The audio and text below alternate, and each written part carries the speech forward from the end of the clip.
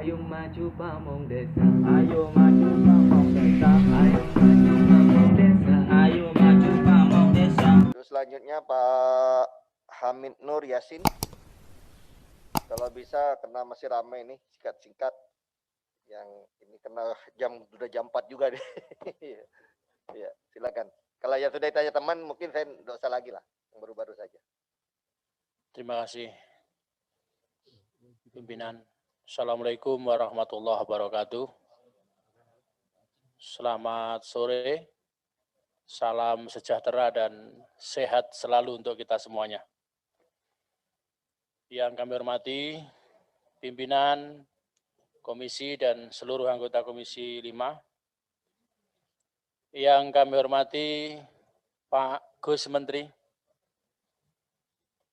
serta segenap jajarannya. Yang pertama tentu kami mengapresiasi kinerja Gus Menteri yang mencapai WTP selama 4 tahun berturut-turut dan berharap agar prestasi itu dipertahankan di tahun-tahun berikutnya, Pak Menteri. Kami juga mengapresiasi tindak lanjut hasil pemeriksaan semester 1 tahun 2020 yang telah dilakukan, yang mencapai 34,38% dari butir rekomendasinya dan 40,87% dari nilai keuangannya. Namun kami juga menyoroti tindak lanjut hasil pemeriksaan semester 1 2019 yang masih sangat rendah, Pak Menteri. Yakni baru mencapai 24,32% dari butir rekomendasinya dan 54,77% dari nilai keuangannya. Kami minta penjelasan dan kendala apa yang menjadi penghambat tindak lanjut tersebut, Gus Menteri. Kami juga menyoroti sistem pengendali internal yang malah semakin banyak temuan dan rekomendasinya, yaitu 4 temuan dan 10 rekomendasi pada tahun 2019, meningkat menjadi 7 temuan dan 18 rekomendasi pada tahun 2020. Oleh karena itu, kami berharap perbaikan dan peningkatan sistem pengendalian internal, sebagaimana slide 9, Pak Menteri, yang dilakukan agar benar-benar efektif dan dapat menurunkan temuan BPK pada tahun-tahun berikutnya. Kami minta audit internal yang dimulai sejak Januari 2019 terus secara rutin dilakukan untuk mengawal hal tersebut. Kemudian selanjutnya, Pak Menteri, berkaitan dengan SOTK, Susunan Organisasi dan Tata Kerja, sebagai implementasi Perpres nomor 85 tahun 2020 yang mengamanahkan perubahan SOTK pada Kementerian Desa, kami mengapresiasi pengalian tindak lanjut temuan dan rekomendasi BPK RI kepada SOTK baru. Kami juga minta SOTK yang masih sangat rendah, progres tindak lanjutnya untuk segera mengejar ketertinggalannya hingga mencapai 100%. Selanjutnya, Pak Menteri, ini berkaitan dengan slide 23 tentang roadmap pengembangan dan pengelolaan kawasan transmigrasi. Kami minta kajian lebih lanjut tentang kawasan transmigrasi food estate tersebut, mengingat ada kekhawatiran pemerintah provinsi, ini contoh kasusnya Kalimantan Tengah, Kabupaten Kapuas dan Kabupaten Pulang Pisau, bahwa program tersebut akan berdampak pada warga lokal yang selama ini makin terhimpit dengan banyaknya pekerja luar Kalteng, sehingga masyarakat lokal hanya menjadi penonton atau pengangguran di sana. kami juga minta penjelasan berapa kakak transmigran yang akan berada di 2 kawasan transmigrasi tersebut, karena jika terlalu banyak dapat menyebabkan terjadinya konflik sehingga para transmigran justru akan menjadi korban ini Pak Menteri. Maka kami mendorong adanya koordinasi yang intensif dengan pemerintah daerah setempat sehingga memberi kesempatan kepada petani lokal dan atau memberdayakan masyarakat lokal berupa usaha-usaha yang memang tepat di sana, misalnya penggilingan padi atau pengolahan beras dan lain-lain. Nah, kemudian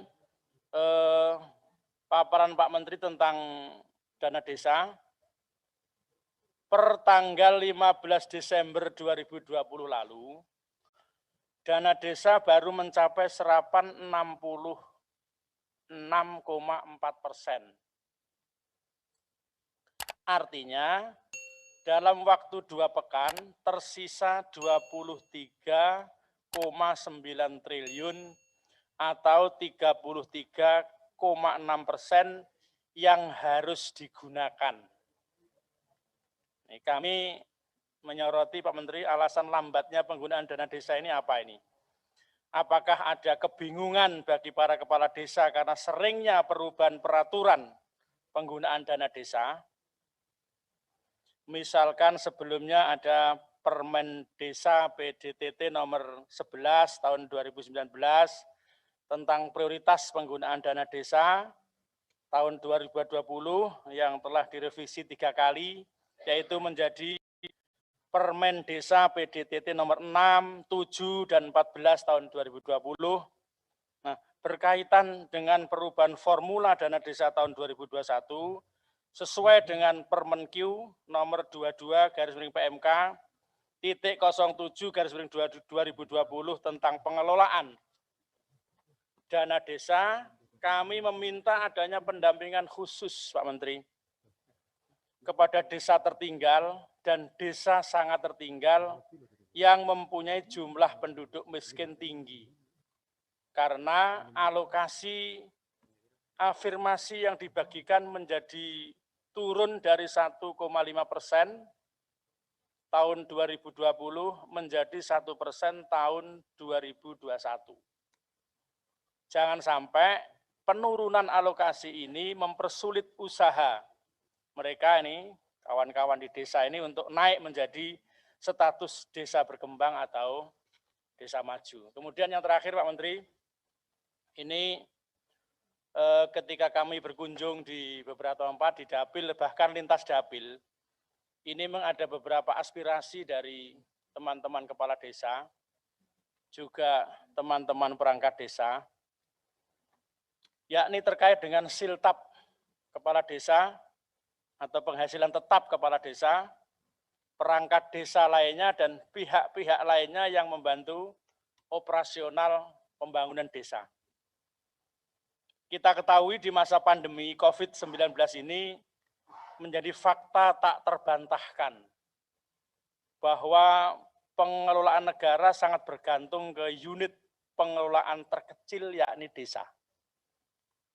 Bahkan pemerintah memberikan istilah PPKM Mikro, pemberlakuan pembatasan kegiatan masyarakat berskala mikro, yang artinya dikelola intensif di desa.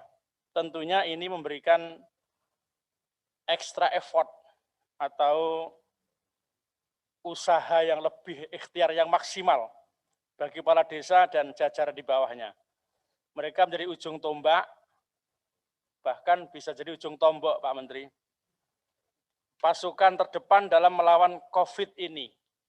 Rasanya apresiasi dari pemerintah berupa penghasilan tetap atau siltap ini sesuai peraturan pemerintah nomor 11 tahun 2019 kemarin masih belum cukup. Kerja non-stop, katanya 25 jam Pak Menteri, tidak hanya 24 jam. HP harus terus aktif karena untuk jaga-jaga dan berkomunikasi dengan pihak-pihak terkait, dengan masyarakatnya. Bahkan tidur aja kadang-kadang masih ngantongi stempel Pak Menteri. Jadi alangkah baiknya kalau hal itu menyesuaikan kembali aturan di mana setiap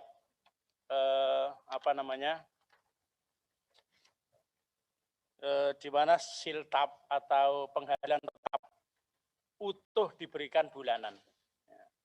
Tidak terpotong asuransi kesehatan ataupun ketenaga kerjaan. Atau rumusan variabel dana pensiun mungkin Pak Menteri, karena pengabdian mereka yang cukup lama, yakni minimal 6 tahun dalam satu periode sesuai Undang-Undang Nomor 6 Tahun 2014 tentang desa. Nah, apresiasi kami terhadap PP Nomor 11 Tahun 2019 tentang maksimal 30% anggaran dana desa untuk kebutuhan biaya operasional desa diharapkan dimonitor hingga aturan di bawahnya. Beberapa aspirasi dari desa, kemudian kelambatan pencairan, kesulitan akses menjadi kendala tersendiri untuk mempercepat pembangunan di desa. Selain siltap atau penghasilan tetap, perlu rasanya pemerintah juga membuat regulasi terkait tunjangan resmi kepala desa. Semisal kalau ASN itu ada gaji ke-13. Ini bagus juga kalau kepala desa juga diapresiasi, perangkat desa diapresiasi. Karena kepala desa punya siltap, maka tidak menutup kemungkinan gaji ke-13 tersebut juga bisa diperuntukkan untuk teman-teman kepala desa dan perangkat desa yang memang kerjanya seperti yang telah kami sampaikan di depan, 24 jam non-stop. Saya rasa itu Pak Menteri, pandangan-pandangan dari kami mudah-mudahan bermanfaat. Kurang lebihnya mohon maaf. Wallahul muwafiq ila aqwamit thoriq. Assalamualaikum warahmatullahi wabarakatuh.